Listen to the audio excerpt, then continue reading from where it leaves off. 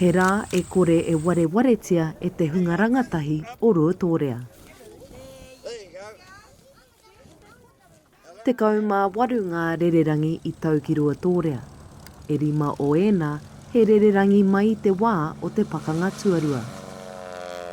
Well, Moth was designed initially in 1935, pre-World War II, and most of these tigers were built in 1940 or in the 40s, and they were all trainers. They were basic trainers for pilots learning to fly. So every pilot virtually in the RAF, the New Zealand Air Force, and Australian Air Force and so on, would have trained on a Tiger Moth before they went to war.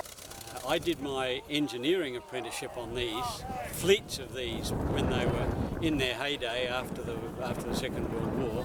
There were 8,500 of them made for the war, and after the war they were just lying around, and aero clubs got them very cheaply. A lot of early aero clubs, a lot of pilots that are retiring now would have done their flying training in Tiger Moth. He kaupapa e whakanui ana i te whakarewatanga anō o te paparererangi hei te rua te kaumātahi o Maehe.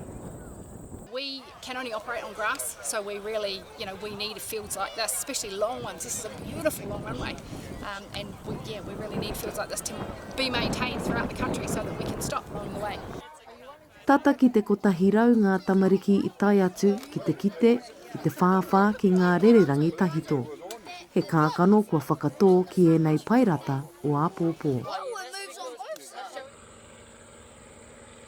Darylene Rogers, te reo irirangi o Ngāti Porou.